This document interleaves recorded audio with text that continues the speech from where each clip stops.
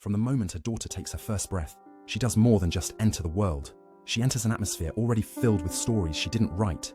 Before she can speak, before she can even walk, she begins absorbing the emotional climate of the woman who holds her. Her mother's unresolved pain, the expectations she never questioned, the dreams she folded away quietly. These become the air the daughter breathes.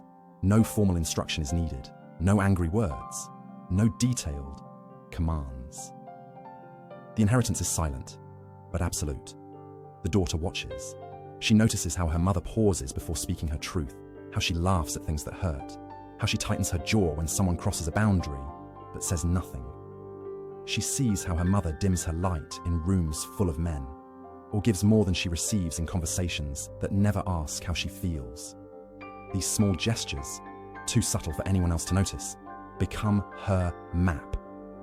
She studies them like scripture, not because she's told to, but because survival teaches her that love comes with conditions. To be accepted, she learns, means to be manageable. To be praised, she must not disrupt the peace. To be safe, she must anticipate everyone else's needs before her own. And so, long before she has a language for it, the daughter begins to edit herself. Not dramatically, just enough. Enough to avoid the sigh, the silence, the shifting tone in her mother's voice that says, "You're too much." She learns to tuck away her questions, to suppress her impulses, to become someone who doesn't need too much, want too loudly, or feel too deeply. This emotional training doesn't come from cruelty. It comes from love, wounded love. A mother may desperately want to empower her daughter, but she cannot give what she was never given. She may offer encouragement with one hand and shame with the other. "Speak your mind," she says, but frowns when her daughter does. "Be yourself," she urges, but recoils when that self looks unfamiliar. The contradiction isn't intentional, it's inherited. And so, the daughter grows up in a house where love is real but confusing, where warmth coexists with withdrawal, where approval feels like a prize, and rejection, even when subtle, feels like a moral failing. She internalizes not only her mother's behaviors, but her fears. Fear of being abandoned, fear of being disliked, fear of being too emotional, too ambitious, too bold. She absorbs the message that to be a woman means to carry everyone else's feelings and still say, "I'm fine." Over time, the daughter becomes fluent in this quiet language of self-sacrifice. She knows when to shrink, when to smile, when to disappear emotionally while staying physically present. Her emotional boundaries blur. She can sense other people's discomfort before they speak it. She learns to make herself smaller to avoid making others uncomfortable. She becomes so good at reading the room that she forgets to read herself. By the time she enters adulthood, this quiet script runs deep. She excels at being supportive, agreeable, competent. Her friends praise her empathy, her patience, her strength. But underneath the compliments, a silent fatigue grows. She feels invisible even when surrounded by love. Her relationships feel lopsided. She gives and gives and gives, but struggles to receive. Not because others won't offer, but because she doesn't know how to accept. Somewhere along the line, needing became synonymous with weakness.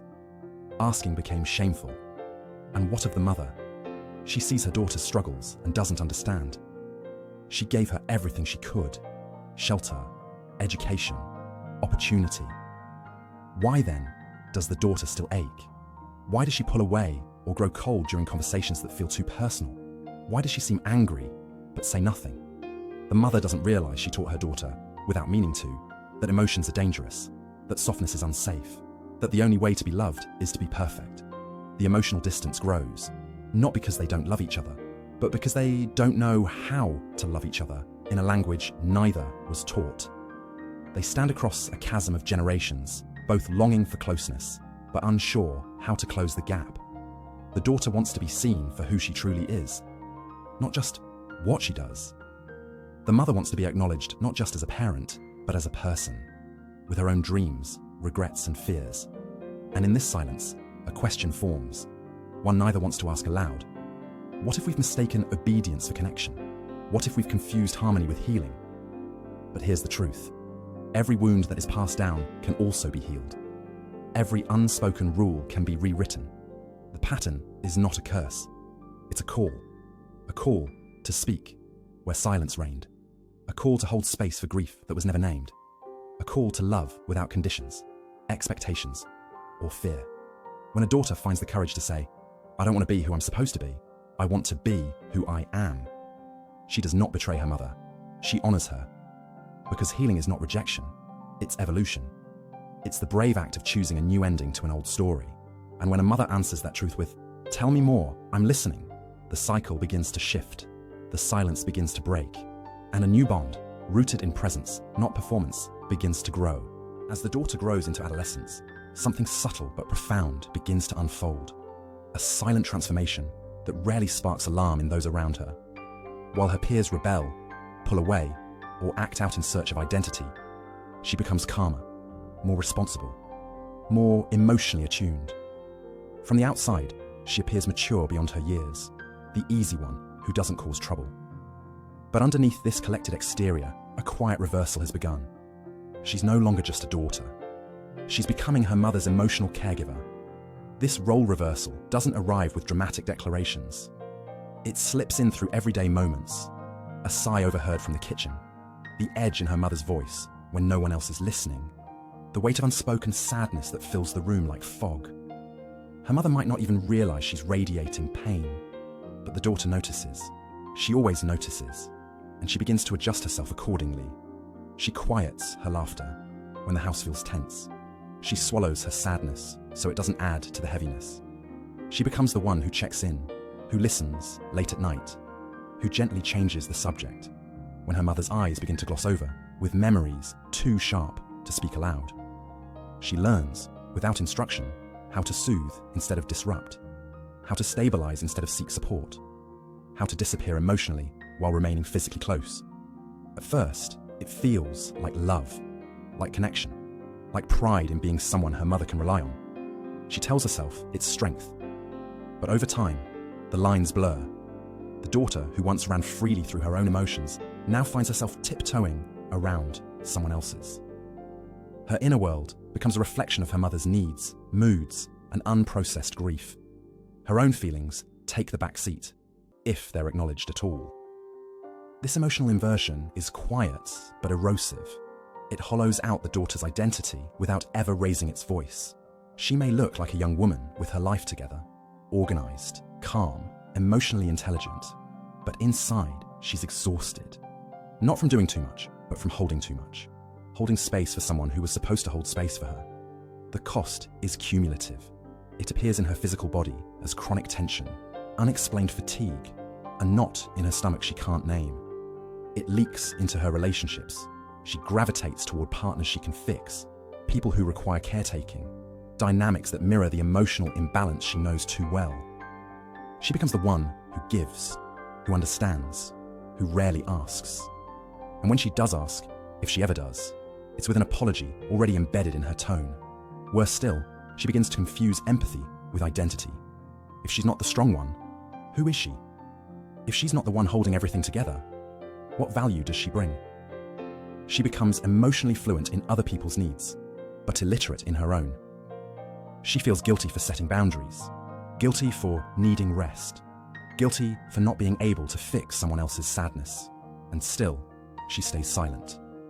Her mother may see her composure as a gift, evidence that she raised a capable, kind, self-sufficient daughter. She may even lean on her emotionally, unintentionally seeking validation, comfort, or advice from someone who has barely crossed the threshold of adulthood. What she doesn't see is the invisible toll, the way her daughter second-guesses every emotion, the way she hides her own breakdowns to preserve the illusion of balance. There is love here, no doubt. But it's a love wrapped in entanglement. A daughter who's been taught, often unconsciously, that love is earned through emotional labor, that to be loved is to be useful, to be strong is to be selfless, and to belong is to suppress one's needs. Eventually, the strain begins to surface. Maybe the daughter burns out, collapsing under the weight of responsibilities no teenager should carry. Maybe she develops anxiety, or chronic people-pleasing, or a quiet resentment she can't quite name. Maybe she enters adulthood still replaying the same roles, at work, in friendships, in romance, unaware that she's reenacting a script she never chose. And then, something shifts. It might begin with a single question from a therapist, Who takes care of you?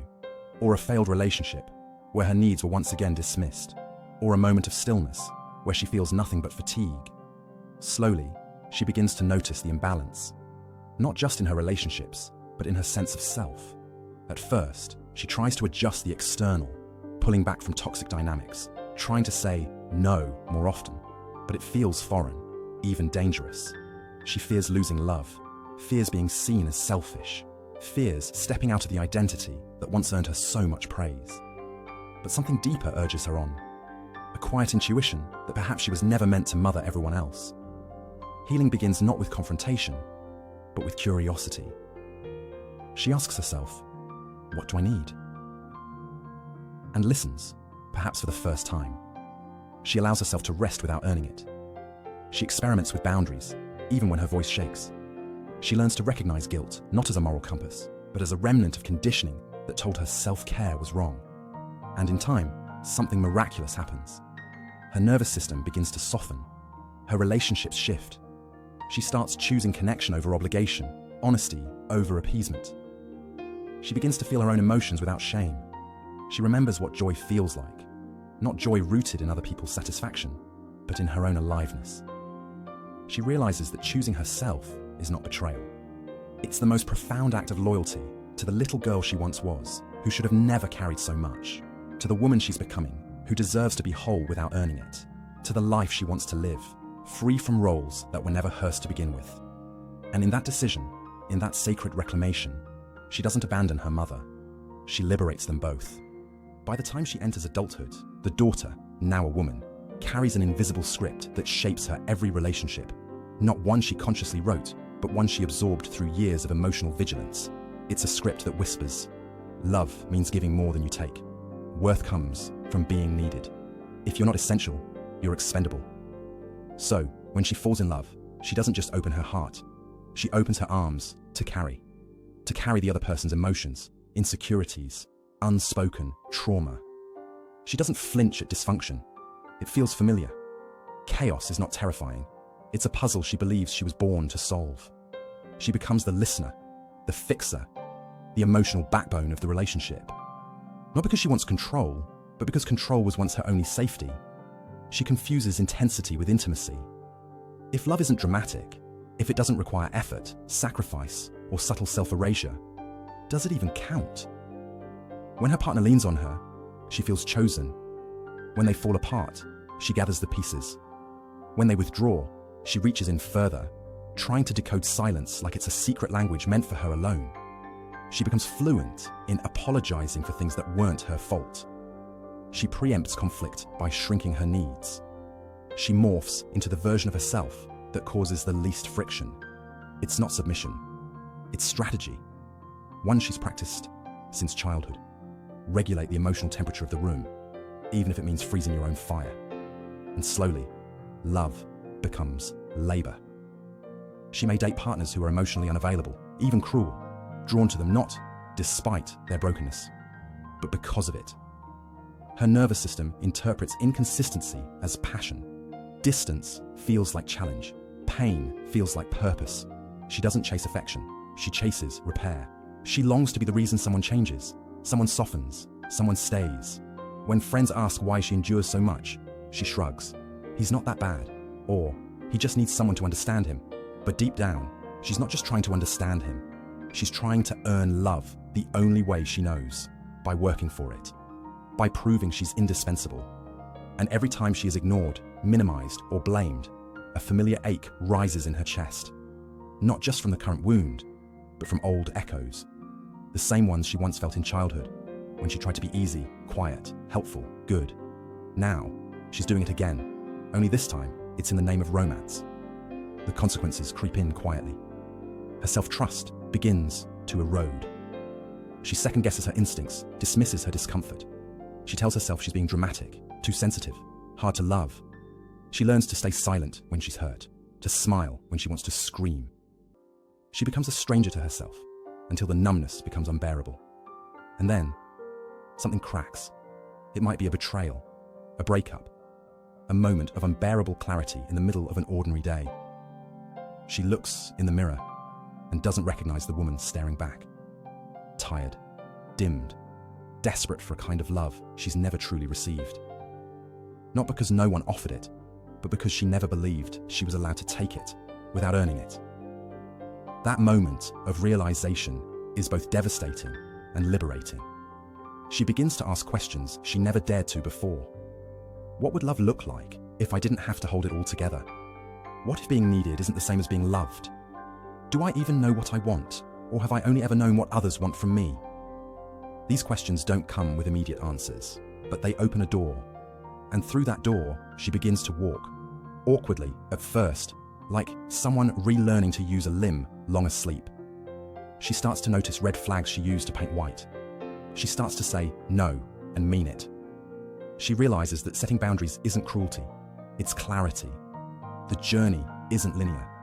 She may backslide into old patterns, apologize when she shouldn't, or mistake chemistry for compatibility again. But each time, the recovery is faster. Each time, she returns to herself a little more anchored, a little more unwilling to trade her peace for proximity. Eventually, she learns that love without self-abandonment is not just possible, it's necessary. She starts to believe that real connection doesn't require contortion, that her softness doesn't need to be earned, that a partner who truly sees her will never ask her to shrink. And here's the quiet triumph. She stops trying to be the savior. She lets people carry their own emotions. She releases the responsibility to fix, to interpret, to over-explain. She no longer confuses chaos with care. Instead, she seeks stillness, not because it's easy, but because it allows her to hear her own voice again. She rewrites the script. Now, when she loves, it's not from a place of obligation, but of overflow. It's not about proving anything. It's about sharing herself without bleeding herself dry. She no longer builds a home for someone else, in her heart, unless she's invited to build one alongside them. And in this space, this reclaimed, sacred space, she no longer loves to be chosen. She chooses, with eyes open, boundaries intact, and a deep knowing that love should not hurt more than it heals. There comes a moment, unremarkable at first glance, when the woman who spent a lifetime keeping everyone happy finally realizes peace is not the absence of conflict, it's the presence of self. And for the first time, she notices just how far she's wandered from herself. It doesn't always come as a crisis. Sometimes it arrives in silence. In the way her coffee tastes dull in the morning. In the way she scrolls through her phone, hoping something will make her feel alive. In the way she smiles at dinner parties, answering questions like an actress in a role she never auditioned for. She's fine. She's always fine. And yet, she isn't. Maybe it hits her in the middle of a conversation when someone says, "You're just so easygoing," and she realizes she doesn't recognize the woman they're describing. Or maybe it comes after the end of yet another relationship, where she gave too much, stayed too long, and left quietly with her hands empty. Either way, the numbness becomes unbearable. And then, the real voice inside her, long silenced, begins to whisper, "I miss you." That whisper turns into ache. Not rage, not yet, but sorrow, deep, ancestral sorrow. For the parts of herself she abandoned to be palatable. For the truths she swallowed to be accepted. For the edges she smoothed to be invited into rooms that never saw her, only her usefulness. She begins to notice all the ways she traded authenticity for approval. The way she deferred decisions to others, thinking it was polite. The way she dimmed her excitement to avoid making others uncomfortable. The way she said yes with her lips while her soul screamed no. This time she doesn't self-medicate it with overwork or overgiving. She doesn't rationalize it away. She sits with it. And in the sitting, the grieving begins, not just for what was done to her, but for what she did to herself in the name of being loved. She cries over her teenage self, who learned that being low maintenance made her easier to keep. Over her 20-something self, who believed healing a broken partner would somehow heal her own childhood. Over her present self, who wonders who she might have been if she hadn't been so busy being what others needed. And as painful as it is, this grief feels honest. Through it, she begins to remember the things that lit her up before she was told she was too much. The moments where her laughter was unfiltered, her dreams unshaped by someone else's comfort. She begins to question everything she called love. Was it really love? Or was it survival wrapped in sweetness? At first, her changes seem small. She takes longer in the mirror, not to meet a standard, but to meet her own eyes. She says no without a 10-sentence apology. She lets silence sit in conversations without rushing to fill it. She eats when she's hungry. She rests when she's tired. She texts herself reminders like, "You don't owe them your softness just because they expect it." To some, this new her seems cold, even selfish. But in truth, she's just no longer starving. And people who are used to feasting on her self-abandonment won't call her healing beautiful. That's okay. She doesn't need them to anymore. In this newfound clarity, she no longer asks, "Am I lovable?" But instead, "Do I feel loved by myself?"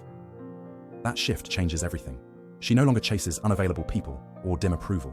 Her self-worth no longer hinges on being agreeable, desirable, or easy to keep. She reclaims it from every place she gave it away without knowing. And then, something remarkable happens. Her joy returns. Not the performative joy, not the social media smile, but the kind that sneaks up while dancing alone in the kitchen or watching the wind play with trees. Joy that is hers and hers alone, not borrowed, not proven, not earned. She learns that her softness doesn't have to be weaponized, that her strength isn't in enduring everything silently, that her silence is no longer required for connection, and her boundaries are not conditions. They are bridges to something deeper. Eventually, she redefines what love means. It's no longer about who needs her most, but who sees her most. Not about completing someone else's story, but writing her own in ink that doesn't smudge. She is no longer afraid to outgrow people, places, or even former versions of herself. Growth, she realizes, is a sacred goodbye to everything that once asked her to shrink. She still loves deeply, but now it includes herself. And when she revisits her past, she does so without bitterness. She sees the women who raised her not just through wounds, but through wisdom. She understands that they too were doing their best with what they had. She blesses the line not by mirroring it, but by breaking what broke her. One day, if she chooses to raise a daughter, she won't teach her to be pleasing. She'll teach her to be powerful. Not in the way the world demands, loud, dominant, relentless, but powerful in softness, clarity, and self-trust. She'll teach her to listen to her gut, even when it contradicts the crowd, to say enough with grace and yes with her full self. Because this woman, the one who once disappeared to be loved, has finally come home to herself. She no longer asks, "Do I belong here?" She asks, "Does this place honor who I've become?" And in every room she enters, in every choice she makes, she carries this truth like a quiet anthem. I am not here to be small. I am not here to be useful. I am not here to be chosen. I am here to be me, fully, unapologetically, and finally, freely.